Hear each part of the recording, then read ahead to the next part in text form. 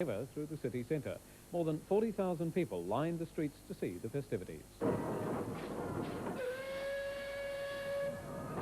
The Hobart City Council pageant really did bring a festive feeling to the city and marks the beginning of the Christmas and New Year season celebrations. Led by the Hobart City Council steamroller, 57 displays made their way slowly through the streets, with floats ranging from shop traders to bands.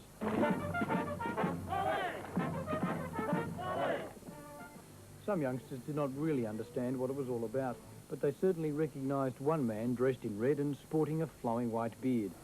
Kids acted out plays, some chose to roller skate, while others beamed their music through the streets.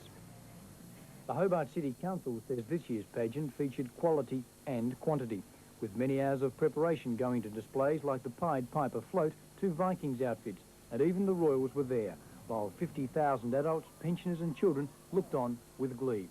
The pageant simply had a message to everyone. Snowy front garden presents the immediate problem. The RACT has been attending to frozen engines, taxi services are hard-pressed, and the MTT is being forced to cancel or delay its bus services. This morning, Eastern Shore residents resorted to the little-used ferry service to get into town. Haven't done so well since the buses went on strike.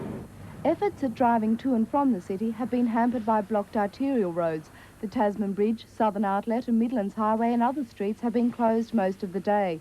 That meant a day off from school for most children and reports of high absenteeism from the workforce. Skiers had the advantage when it came to getting to work, but for some determined to carry on as usual, it was not so easy. No, I'll walk to work. 2 miles of snow. The city streets were quite deserted and trading remained light. Many businesses and banks closed early, and it's believed there'll be little late-night shopping tonight. Even members of Parliament are powerless to change the weather's impact. We've had 2 attempts to get out of the city. We can't, so what we do is make the best of it. We've gone and added to the economy of Hobart by buying some extra shirts, and we're going to have a good time today. Snow and ice on the Hobart Airport runway furthers isolation. It opened briefly this afternoon, but could be closed again tonight. Communications did not escape the winter white's influence either. There were no mail deliveries today, and severe telephone problems were caused by an overload on the exchange. Police report many minor road accidents, including 14 incidents of semi-trailers jackknifing on the Midlands Highway. Fortunately, there have been no injuries so far. So it seems the logical haven from this havoc is home, perhaps warm indoors by a fire, if you're lucky. And now with more snow news, here's Tim Lester in Launceston.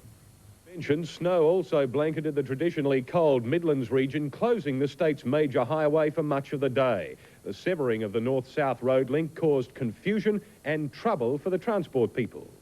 By mid-morning, it was difficult for the many drivers in the huge line of cars at Woodbury to understand why police were not allowing them to travel any further. They might have understood if they could have seen the dramatic change in conditions only a few kilometres south.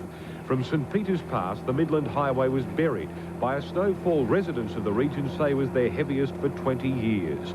Trucks attempting to pass Oatlands in the early hours had invariably either jackknifed or slid to a halt.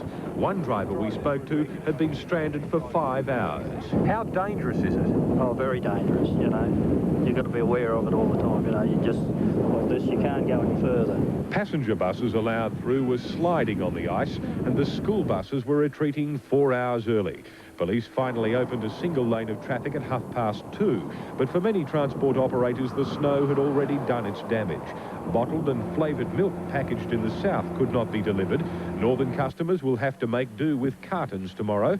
The Milk Distributors Council says the Devonport operation will cater for the 15% of our milk stopped by the snow. Unfortunately, it's an act of perhaps the gentleman up there, nothing to do with the company or vendor. We hope they'll bear with us over the weekend until conditions improve. One might have thought the conditions would have improved skiing on Ben Lomond. As it was, the wind was so cold and the visibility so poor, only the toughest took to the slopes. Of the mountain's 8 toes, 1 was operating.